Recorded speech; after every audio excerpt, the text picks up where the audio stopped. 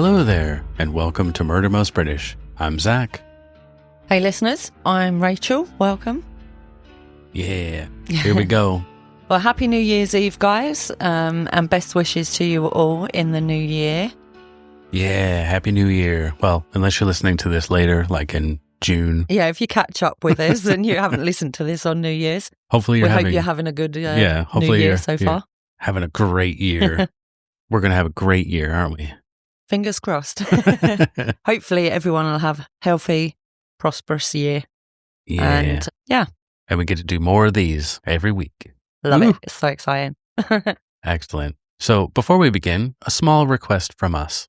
If you enjoy listening to our true crime stories, please give us a like, a follow, a 5-star rating would be great. Also, follow us on Instagram and TikTok at Murder Most British and on Facebook at MMB Podcast. You can also join us in the public Crypt Chat, our free Discord channel, where you can talk about cases, share theories, and read all the latest news from the archive. Your support definitely helps the archive grow and ensures no story is ever forgotten. Also, this episode contains discussion of the murders of elderly victims and of suicide.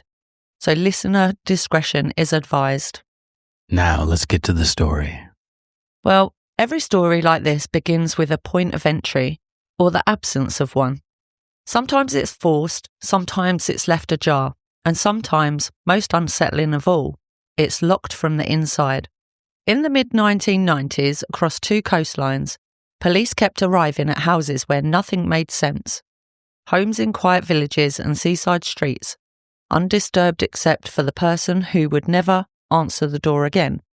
Behind those doors lay a story no one yet recognised. Stephen Akinmurele entered the world far from the coastlines his story would later haunt. He was born on the 16th of March, 1978, in Nigeria, to a Nigerian father and a British mother. Not long into his childhood, the family separated, and in 1988, when Stephen was around 10, he and his mother left West Africa behind and resettled on the Isle of Man, an island whose quiet routines would come to define much of his adolescence.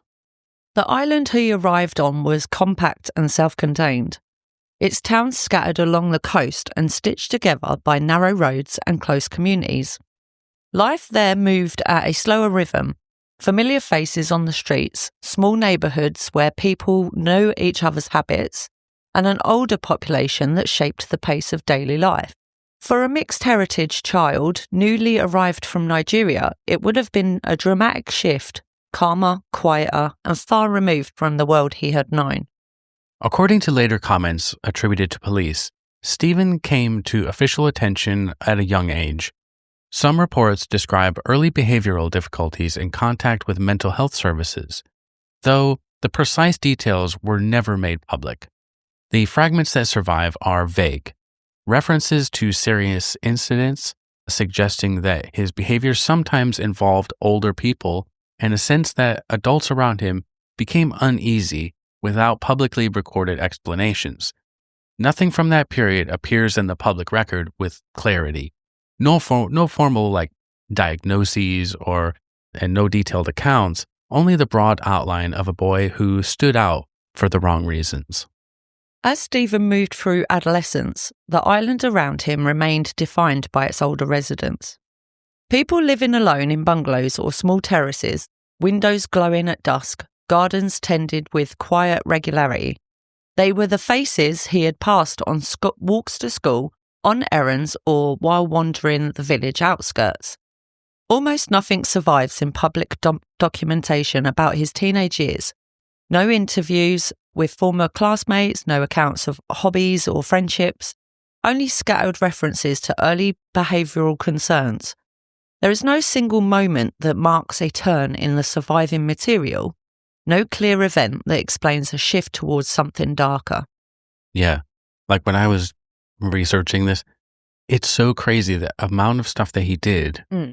There's so little about him, and like documentaries, like his history. Yeah. You're just like, who was this guy?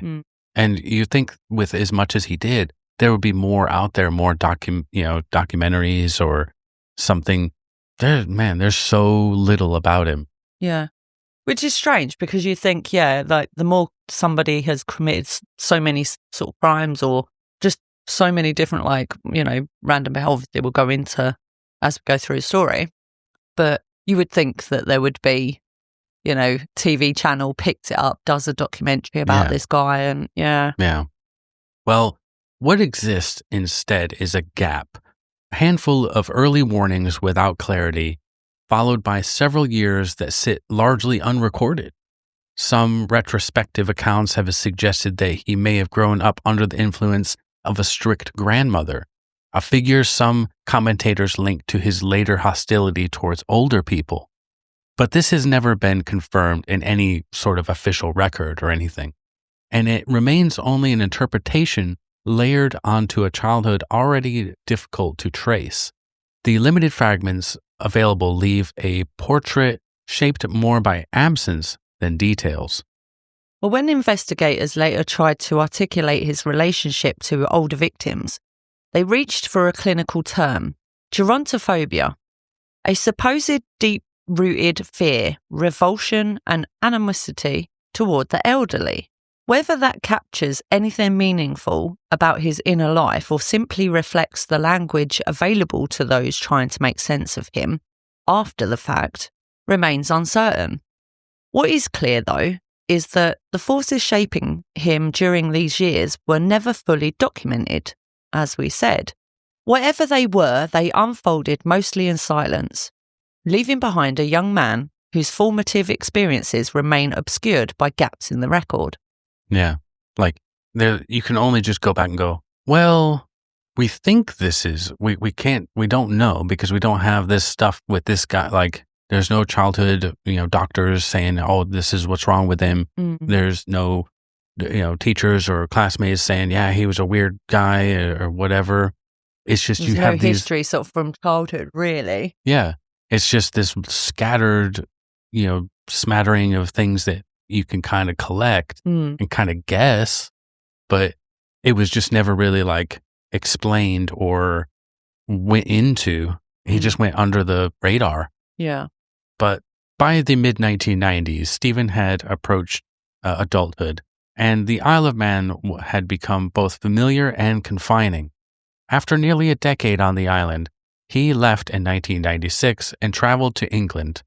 His destination was Blackpool, a place that, like the island, carried the weight of an older population, but on the larger and more fractured scale. The Blackpool that he entered was a resort town long past its peak. The arcades and promenade stayed bright, but life behind them was marked by decline. Rows of former guest houses had been converted into cheap rentals, seasonal workers drifted in and out, long-term residents lived amid the remnants of a tourism industry that had moved elsewhere. The streets nearest the seafront were some of the most transient. A person could live in a room for a month, move on, and leave scarcely a trace. Still kind of like that a little bit. I mean, Blackpool's really trying to sort of come, and become a lot better than it is currently. Making a comeback. Yeah, but I mean, if you was to go to Blackpool, the centre of it, where all the kind of arcades and stuff is quite nice, but you go behind the scenes, go down the back streets, not so nice looking, Yeah. But hopefully they'll bring it back up. But yeah, it seems it was similar to how it is in the 90s with Stephen. It's not far off, still like that, to be fair. Yeah, it was on that sort of downward slope at that point. But Stephen folded into this landscape with little notice. Records and later reporting place him working in bars, moving between small rented rooms, and taking on casual jobs. He lived as many young men in Blackpool did, in accommodation owned or overseen by older landlords or landladies. The kind of inexpensive housing common in areas where former holiday properties were divided into single rooms. To neighbors, he was quiet, polite, and someone who kept to himself. People recalled him only faintly in passing. Yet the geography of Blackpool's back streets told a quieter story. Away from the lights, older terraces stood shoulder to shoulder, many occupied by pensioners living alone. Social deprivation in the area would later be well documented in public health reports. But even in the mid-1990s, the signs were clear. Shuttered hotels, peeling paint, twilight streets where the only illumination came from the flickering televisions behind thin curtains. This was the world Stephen walked through at night. After late shifts, after bar work, cutting through residential streets, where solitude hung in the air. The environment echoed parts of the life he had known on the island.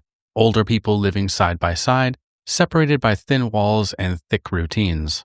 A young man with a history of mental health involvement and earlier behavioral concerns moving quietly through the streets lined with isolated residents was not remarkable on its own, but it was the context his adult life settled into.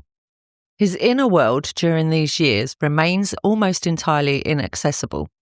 There are no surviving personal write-ins, no interviews, no accounts from those close to him. Only the limited external facts remain that a young man far from his birthplace, living transiently, working late hours and drifting through communities where many older people lived alone. By early 1998, Stephen was still in Blackpool, another name on tenancy lists, another shift worker passing through the streets after dark. Aside from minor brushes with the law here and there, nothing about his life attracted wider attention. His name stayed out of the news and out of public notice. And yet, the neighbourhoods he walked through each night, their doors, their routines, their silences, would soon matter in ways that no one else around him could have imagined. To understand the violence that would later surface in Blackpool, we need to go back in time a little bit to 1995 and to a quiet corner of the Isle of Man. In the village of Ballasalla, where houses sit close enough to share weather and silence, 72-year-old Marjorie Ashton lived a life shaped by small routines, a modest home, familiar neighbors, evenings that ended with curtains drawn and a lamp lit in the front room. On an early May night in 1995, that routine ended without warning. Sometime after she settled in for the evening, someone entered her home. There were no signs of forced entry and no noise reported by neighbours.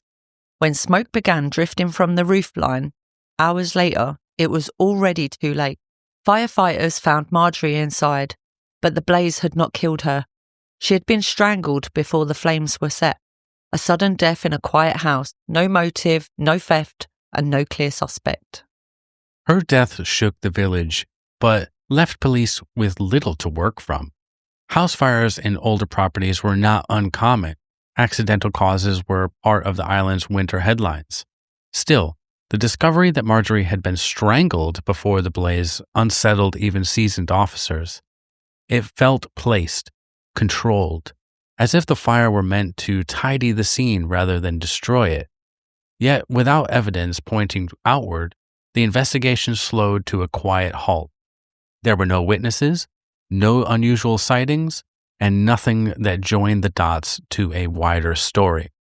I think, he's doing his thing and then setting the fire to burn all, possibly. Don't know. Evidence and stuff like that, yeah. Yeah, trying to hide prints hide as much evidence as possible, but we just don't know. But then if he's got mental health issues, he could think that doing the fires would cover the fact that this lady was strangled. So, his mentality maybe thinks, well, they're not going to know that she was strangled because they'll think that she's died by the fire. Yeah. So, it all depends on his intellectual, how smart he I did is, I did watch one of the only documentaries, and one of the police on there was like, hey, he wanted to destroy these people. That was his theory. Yeah. So just take that with a grain of salt, but his thing was like, yeah, he hated them so much and hated old people so much. He just wanted to totally obliterate them. Yeah. Well, 9 months passed before Ballasalla saw the same sight again. In February of 1996, 68-year-old Dorothy Harris, partially deaf, partially blind, known locally for her independence despite her vulnerabilities, was found inside her burned home. At first glance, it looked tragically familiar. Another nighttime fire, another elderly woman living alone. But as investigators moved through the charred rooms, the parallels to Marjorie Ashton's death narrowed uncomfortably. Like Marjorie, Dorothy had not died from smoke or flames. She had been strangled. The fire, once again, had come afterwards. 2 deaths in neighboring streets. 2 similar causes.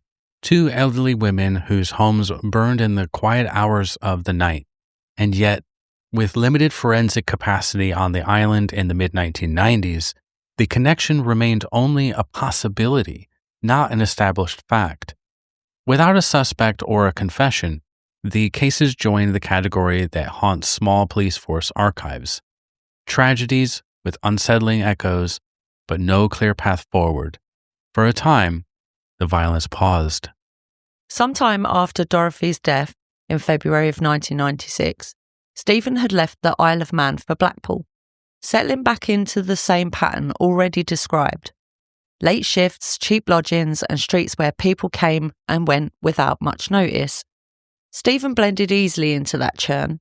He worked occasional bar shifts, rented rooms that changed within the months, and moved through the town unnoticed. To neighbors, he was quiet, soft-spoken, unremarkable. The kind of young man who could vanish inside a crowd or a long corridor of terraced houses. For 2 years, nothing linked him to the kinds of crimes left behind in the Isle of Man. Blackpool's emergency services handled their usual share of medical calls, accidental fires, and the silent losses of elderly residents living alone, but nothing that pointed to a pattern.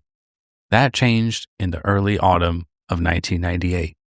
On the 2nd of October of 1998, fire crews were called to a property near Chance Street. The house belonged to a 75-year-old Jemima Cargill, a former civil servant known to keep her routines, early evenings, tidy rooms, predictable habits. By the time neighbours saw the flames and raised the alarm, her home was already burning hard. Firefighters forced entry, expecting to find the tragic aftermath of an accidental blaze. Instead, they found something far more deliberate. Jemima had been strangled before the fire took hold. The ignition point appeared controlled, not chaotic. The kind often seen when a blaze is set to obscure a crime rather than spread by accident. And the wider context carried another detail that would become more important later. Jemima had previously rented a room to a quiet young man who had recently moved out, Stephen Akinmurele. With Jemima's death, the pattern re-emerged, and this time on the mainland. A solitary older woman killed swiftly without robbery or forced entry, followed by a carefully set fire. The similarities to the Ballasalla deaths were stark, but no one had yet connected the 2 locations or the young man who had lived in both. In the final days of October 1998, the pattern reached a quiet street in North Shore. At 2 Seafield Road, Eric and Joan Boardman lived the sort of life that rarely drew attention. A retired couple in their 70s, settled into a small end terrace near the sea, their days shaped by familiar walks, regular visitors, and the easy habits of a long marriage. Yeah, we know about long marriage and easy habits. That would be so nice, though. Just you got a nice little house right next to the sea. I think a lot of elderly do that, like over here. They tend to kind of just want to go off to the, a little seaside town in retirement. And because it's such an easy, chilled way of life, and if they've got a little dog, they love to take it just strolls on the beach with their pets. Little scruffy dog. Yeah. You can just imagine how peaceful that type of life would be after, say, if you've been living in the city, and hustle and bustle of all that, and then go somewhere lovely and peaceful. And yeah. In America, a lot of people, they've retired to Florida. Yeah. It's a nice, you go live by the sea, by the ocean. And you just enjoy things, because obviously if you're working through your life, you're constant on the go, raising kids, all of that busy lifestyle, to actually be able to just then go and enjoy a lovely sort of little living by the beach side of life, so much more relaxed, a lot of slower paced life, which is definitely what we want when we're older. Yep. Well, Sometime that week, a young man entered the Boardman home on Seafield Road. When no one was expecting visitors, he had gathered himself a set of torch batteries. He'd taped them together and slid the bundle into a sock. An improvised kosh is what he made. Approaching and going into the house stayed quiet around him.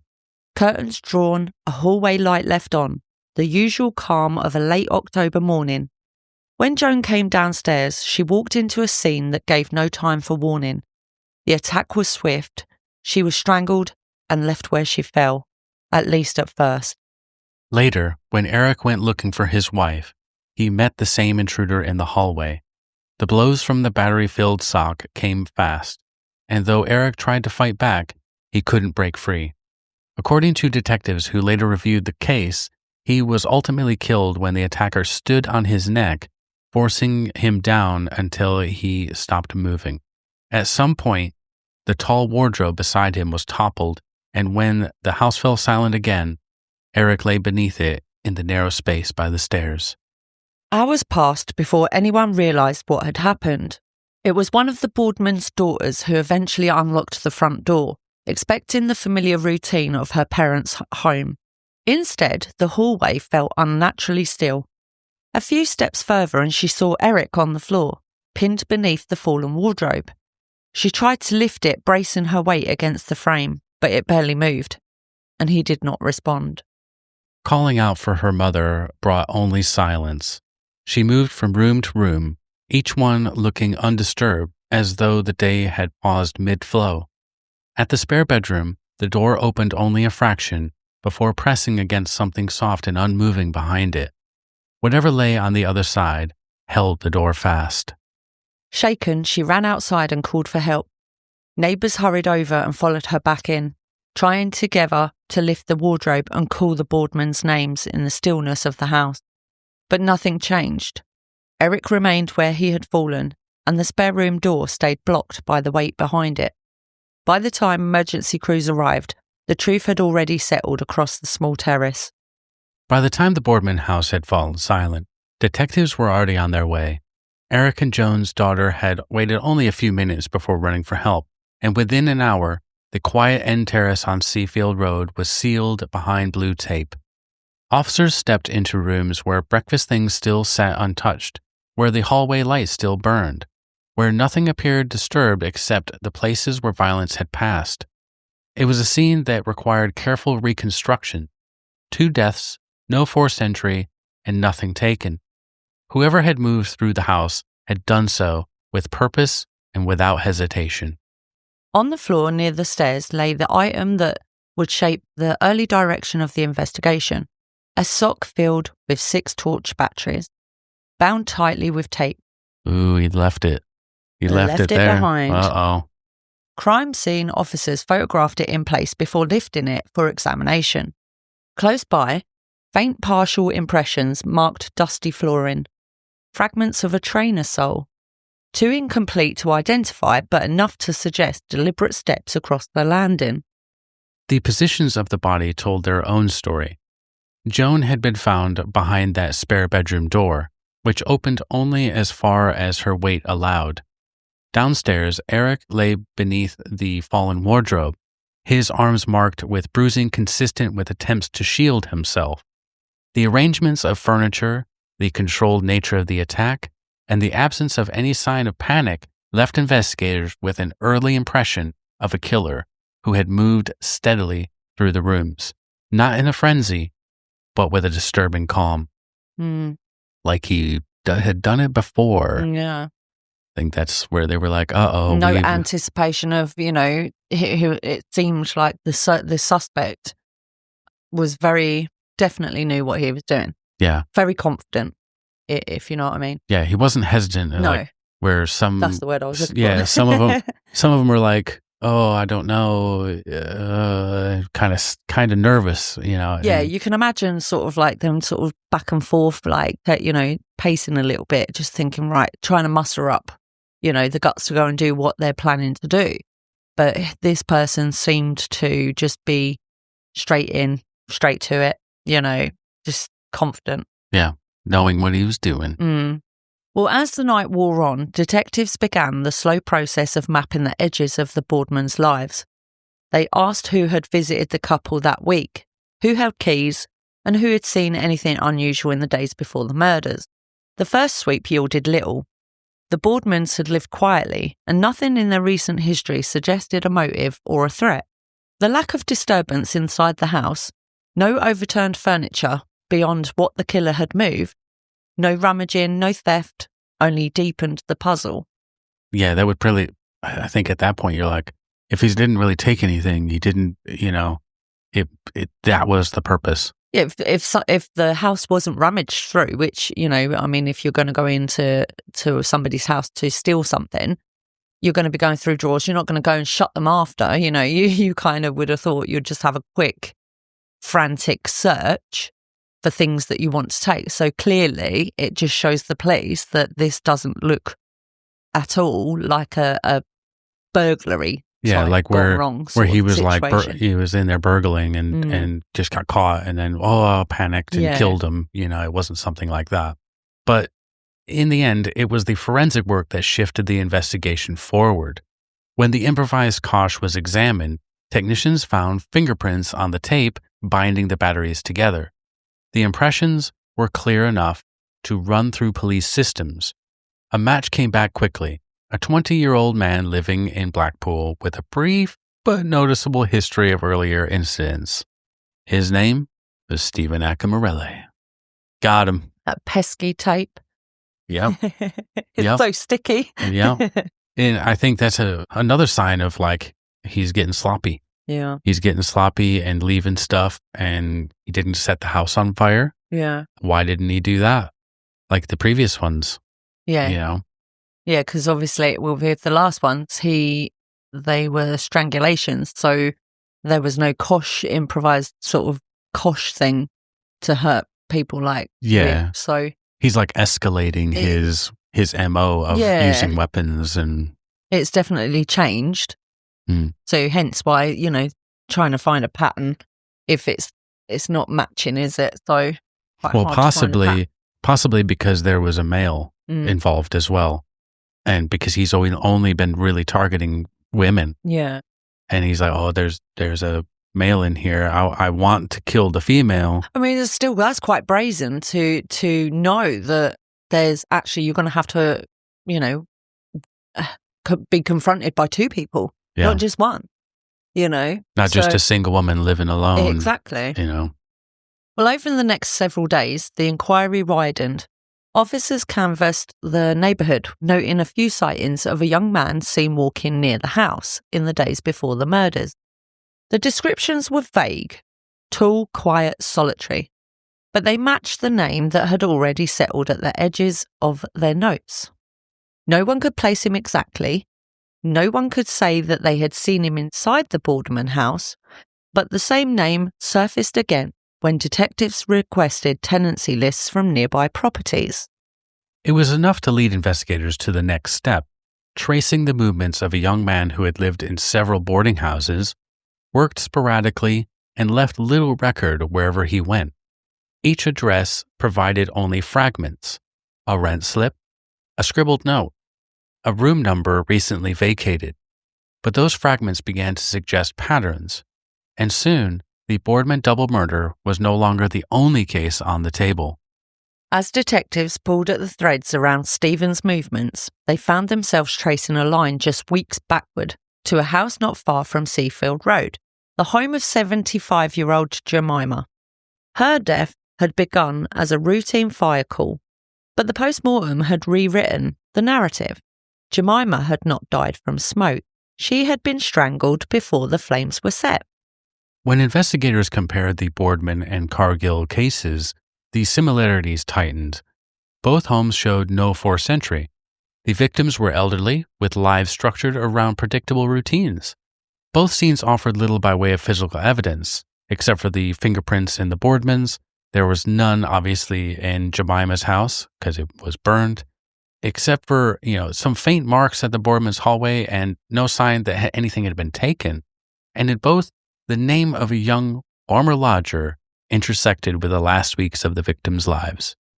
Detectives scrutinised Jemima's address history, confirming that Stephen had rented a room there months earlier. Neighbours record seeing a young man matching his description return to the house after moving out. Though they could not give dates or reasons, combined with his name appearing at the Boardman property, the investigators had a person of interest who seemed to move across the edges of both crimes without announcing himself. The inquiry reached across the water.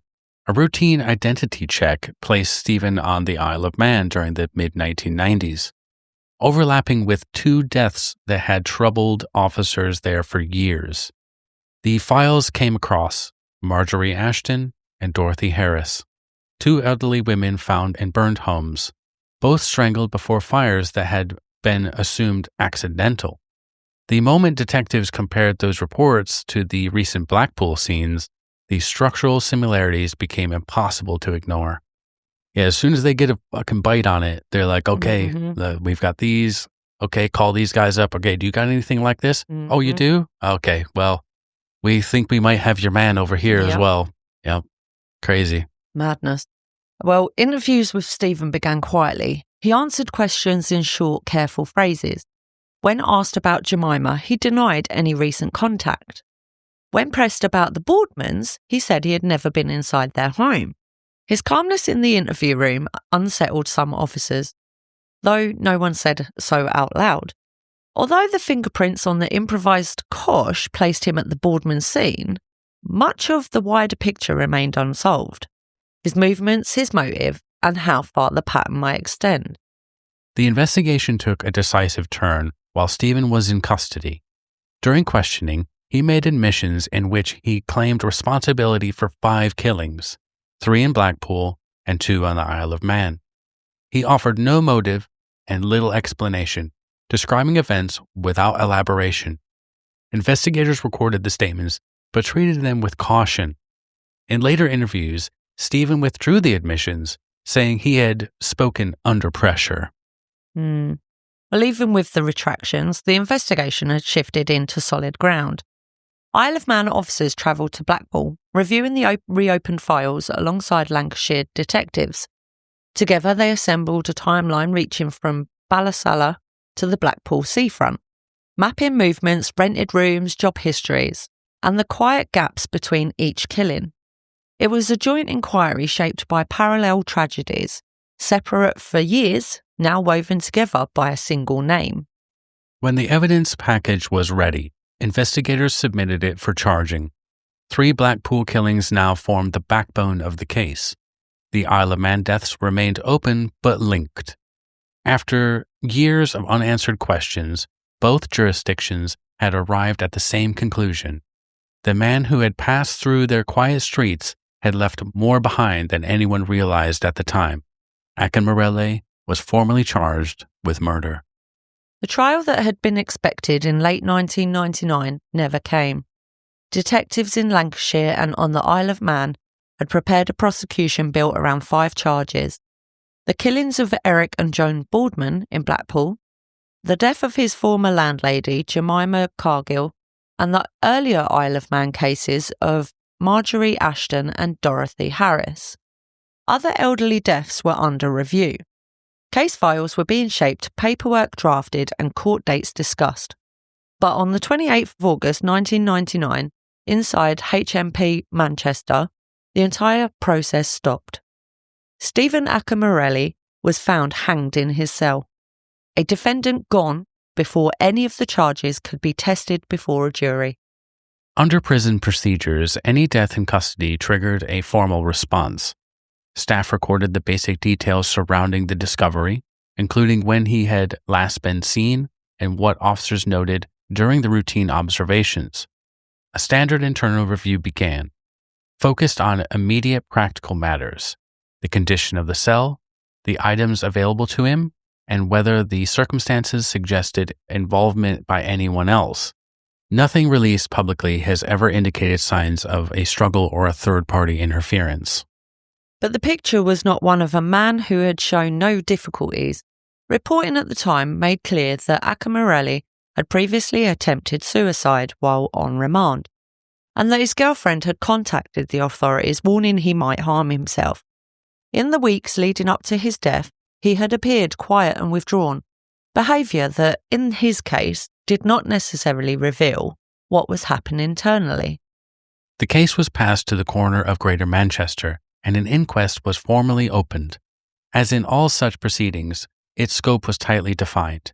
The coroner could examine how Akinmurele died, but not rule on the murders he had been charged with. In criminal law, the allegations ended the moment he did. The charges could not proceed without a living defendant. That's so unfortunate. Yep.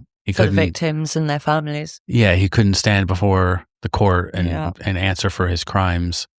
But also, at this time, I'll say another, I wanted to wait till now, but the reason he wasn't really known, another, unfortunate reason, didn't have a court case. It wasn't reported. There was no trial or anything like that. And at the same time, who was also busted? Harold Shipman. Yeah. Yep. Harold Shipman dominated the headlines at the time. Because he was a GP. Yeah. He had done all sorts of horrific shit. Kind of like a bigger story of interest to people. That this one kind of, he just... It kind of slid under the radar because there was no big trial. He just kind of vanished, from thought because there was no big trial and Harold Shipman was being, investigated. There's huge inquiry and all that.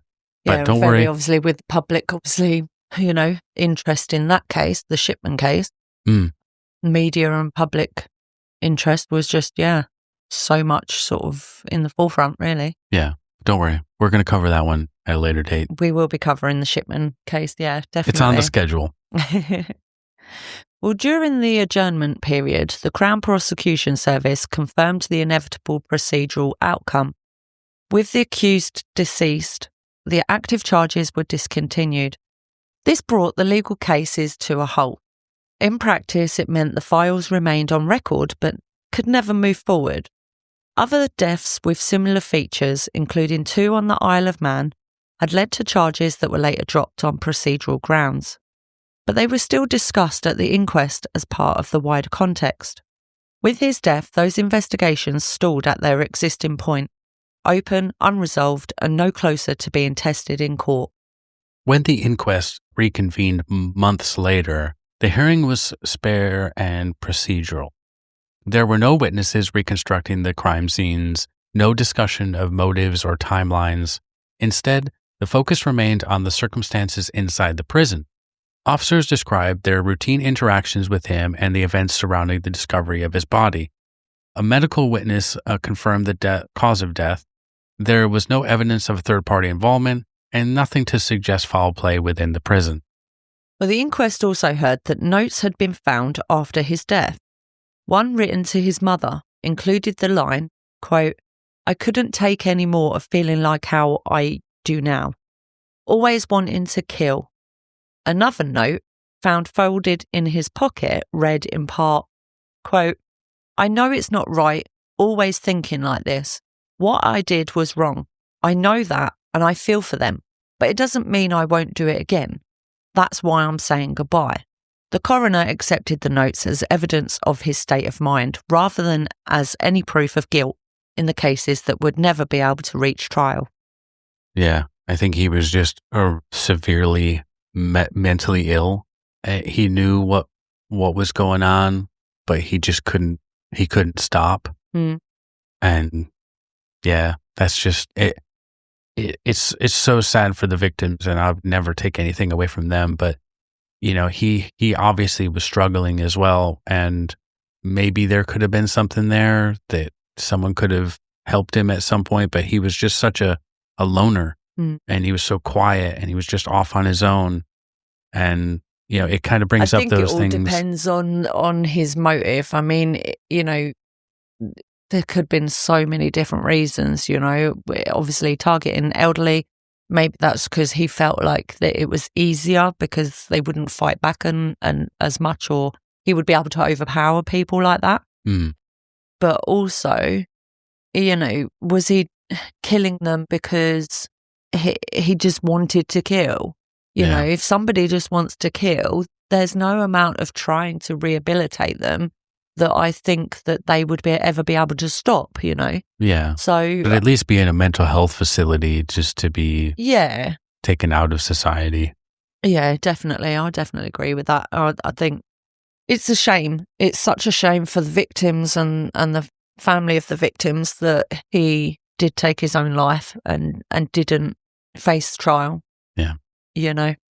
Well, statements from Lancashire Constabulary and the Isle of Man Constabulary were added to the record in a limited factual form. Both confirmed that Akinmurele had been a suspect in several homicide investigations, but both had also acknowledged that no criminal conclusion could now be reached. The coroner reminded those present that such material provided context only. Her role was not to determine responsibility for the deaths under investigation before the arrest. Her final conclusion was simple and formal: death by suicide. No further legal action was possible, and with that determination, the inquest closed the only courtroom process that the case would ever receive. Outside the court, the position was stark. The killings remained unsolved in law. Families who had expected a trial were left without a verdict, without a sentence, or the chance to hear evidence tested in the open. A single thin file carrying the coroner's seal became the final official document in a case that had been preparing for a far larger stage. In the weeks after the inquest closed, Seafield Road settled back into its usual routines. But the Boardman house did not. The police tape disappeared, the garden was tidied, and eventually a sale notice appeared outside. For a time, the curtains stayed drawn. Neighbors walked past a little more quietly than before, their glances edging toward the windows without quite lingering. When the property finally changed hands, it did so like any other house on the street. Its history was still present, but folded beneath the ordinary processes of resale and renovation. At Lancashire Constabulary, the incident room had long since been dismantled. Whiteboards were cleaned, photographs removed, and evidence boxed and sent into storage. Formally, the murders remained open, unsolved homicides without a defendant, carried forward for regular review rather than active pursuit. Detectives met privately with the Boardman family to explain the unusual limbo. On the Isle of Man, officers held similar meetings with the families of Dorothy Harris and Marjorie Ashton. For relatives who had lived for years believing those deaths were tragic accidents, the later findings brought a quieter, more complicated grief, the past reshaped in ways they had never expected. The prison service made only brief public comments after Akinmurele's death, acknowledging the inquest's conclusion and confirming that no further details would be released. Beyond that, his case slipped into the broader, slow-moving discussions about mental health in custody, one example among many of how risk can remain unseen until it is irretrievable. Across Blackpool, the memory of the killings lingered in local conversation, resurfacing whenever the Boardman case was mentioned in newspapers or recalled by long-term residents. The murders on Seafield Road remained the most widely remembered chapter. Not because they were the only charges laid, they were not, but because they were the ones that had advanced furthest towards trial before his death. The other linked deaths, in Blackpool and on the Isle of Man, tended to reappear only in retrospective pieces or in summaries of cases left unsolved. For the families involved, the legacy refused to settle cleanly. A few spoke to the press at the time of his arrest, sharing their shock or relief, and then withdrew from public view.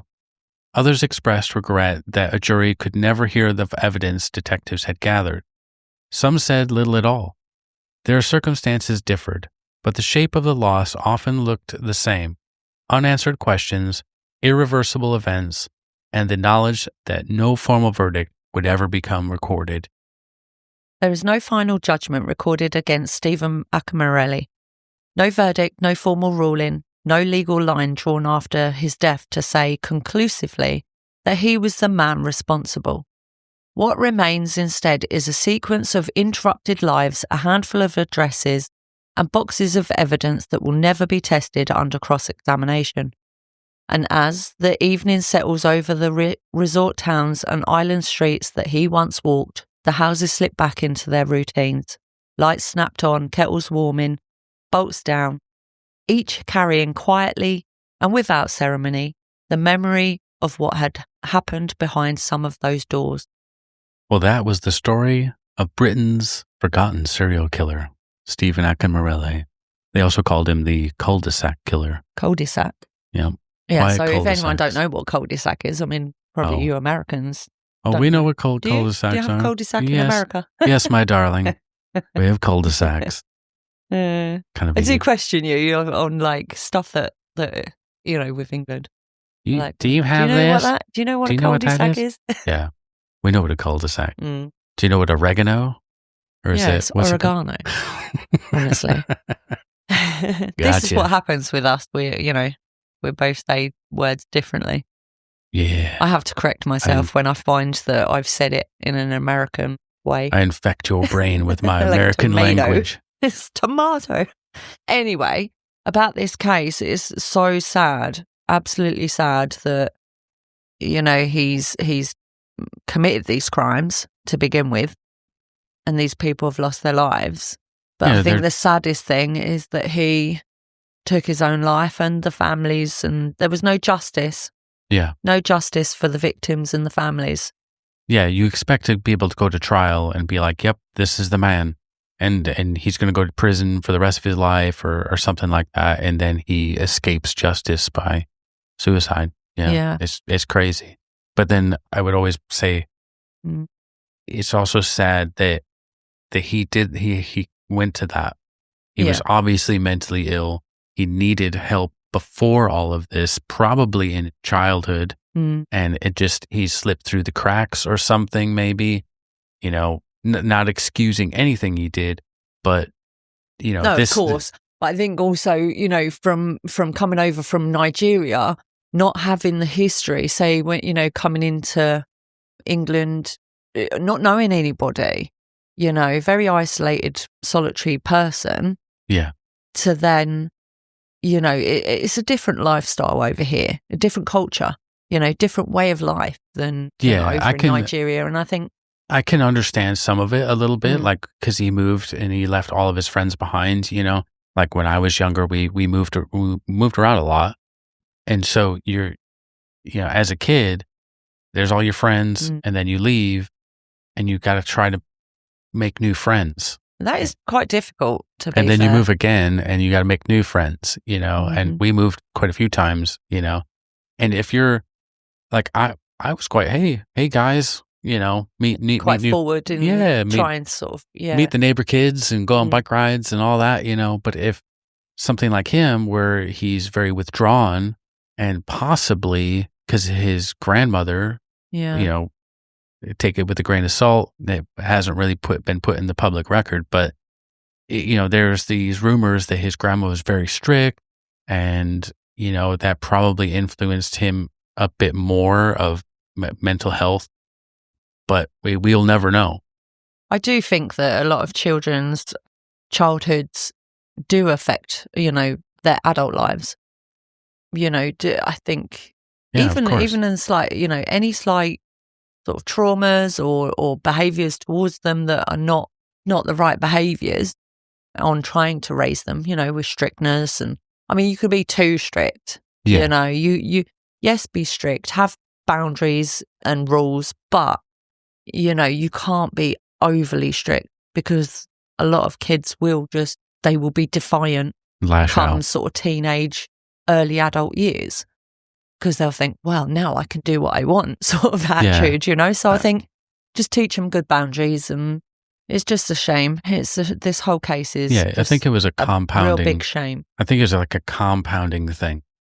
Moving from the only place he knew, losing his father, going to a new place that he doesn't know anything about, and then he's got this strict grandmother that's right on him all the time, and then he's probably got underlying problems anyways, and it just all compounded together and just, Yeah. I mean, to me, I think that, I agree with you. He probably did have a lot of mental health issues because, I don't understand how somebody, a sane person, with no mental health issues can actually murder somebody. Yeah, without some sort of problem in their brain. Kind of like serial killers. I can kind of partly understand if it's a spur in the moment kind of rage type thing, but he clearly was choosing to do this. He was seeking it out. Yeah. So, which then in turn definitely makes me feel like he has got something quite, wrong with his brain. Yeah. Or the way he thinks about it, Yeah, crazy. But yeah, no. Well, very, our hearts very go sad. out. Our hearts go out to the families of all the victims, and then also like all the other investigations. There could have been possibly more. Yeah. That they, they're like, well, this is it. He's gone. Like it just feels sad because obviously there's just no really solid closure for the families. Yeah. So my thoughts are 100% with them. Mm-hmm. Well, we hope you enjoyed this story and the case of Stephen Akinmurele. If you'd like to support the work that we do here in the archive, please take a moment to follow the show and leave us a 5-star rating. It helps others to discover the stories that we tell and keeps the archive growing. Sharing with the podcast with someone who loves true crime also makes a huge difference. Yeah. This is our word of mouth phase. I think, it's sharing it with people like, hey, I really like this, have a listen. It really helps us out and we really, really appreciate it. Yeah. You can also follow us on Instagram and TikTok at Murder Most British and on Facebook at MMB Podcast. And if you want to chat with us and other listeners, please come to our public crypt chat on Discord. It's a space where we can discuss cases and theories and you get updates from the archive. Well, everything you need, socials, Discord and more, is in the link tree below. So until next week, stay safe and stay curious. Bye-bye.